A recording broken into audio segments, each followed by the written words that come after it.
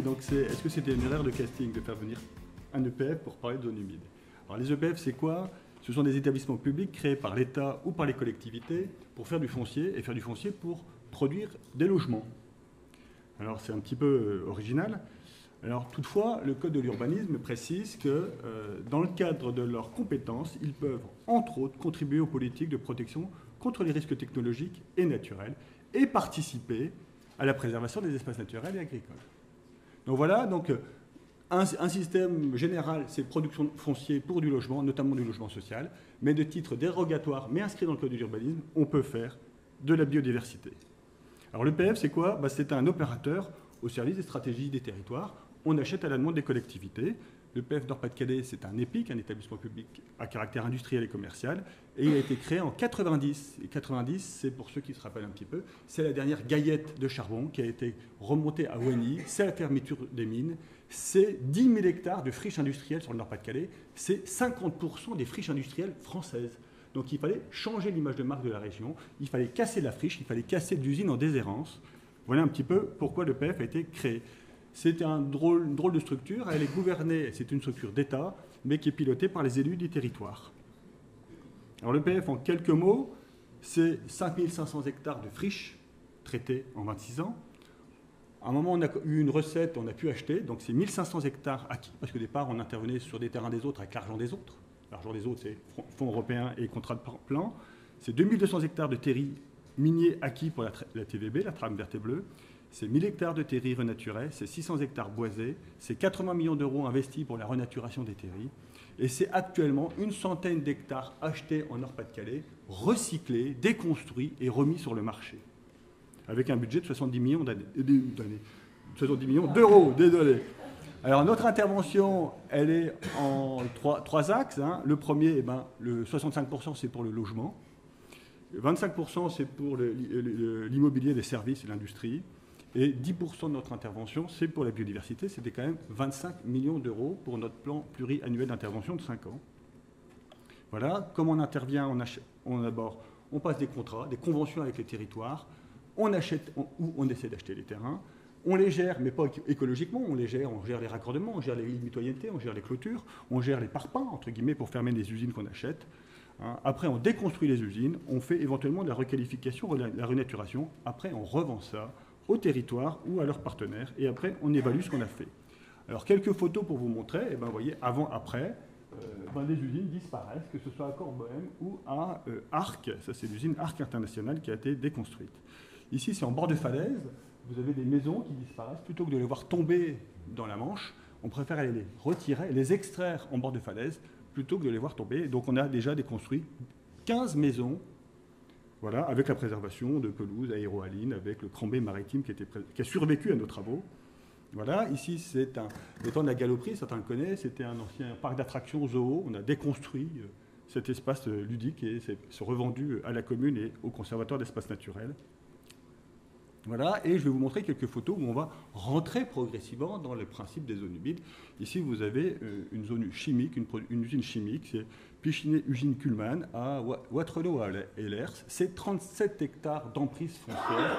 C'est pollué au chrome, c'est très très pollué. Donc vous voyez un petit peu l'usine. Usine. Regardez bien le canal de l'Espière, regardez bien le site. Et voilà un petit peu le site en cours d'intervention de l'EPF. L'ensemble des usines ont été déconstruites, les terrains ont été pollués, ont été excavés, ils ont été après imperméabilisés pour éviter, s'il y avait des pollutions dans les couches plus profondes, qu'elles migrent vers les aquifères. Et comme les terrains excavés, pollués, ont été mis dans des sarcophages, il fallait tamponner l'eau.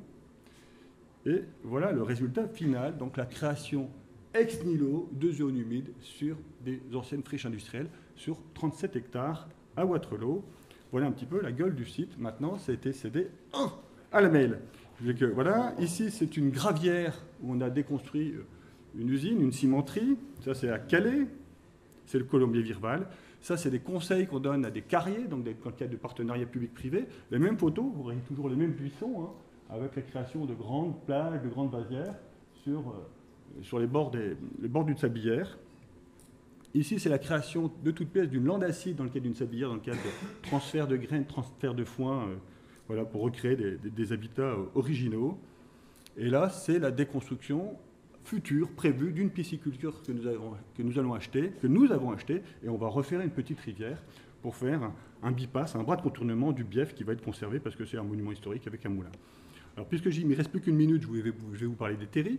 Eh ben, on a acheté, quand l'État a décidé de se dessaisir de sa filiale d'exploitation Terri SA, hein, l'État ferme les charbonnages de France, il n'y avait plus de charbon en France. La filiale d'exploitation Terri SA qui exploitait ces grands tas de matériaux inertes était en vente. Les entreprises privées voulaient les acheter et les collectivités territoriales ne voulaient pas que ce soit les entreprises privées qui les achètent. Donc, la région, les deux départements et l'association des communes minières ont missionné l'EPF pour racheter les terris et les revendre une fois qu'ils ont été renaturés. Donc c'était une véritable chaîne de 125 km dans le Nord et le Pas-de-Calais. Voilà le site le plus emblématique, c'est le site de Rieulay-Pécancourt dans le PNR Scarpesco. Vous voyez un petit peu comme on l'a retrouvé. Donc c'est un site brut de décoffrage, un site d'exploitation minière, une friche industrielle, et vous voyez les travaux de restauration écologique où on a remblayé des parties de l'étang pour pouvoir refaire des habitats qui ressemblent à ça.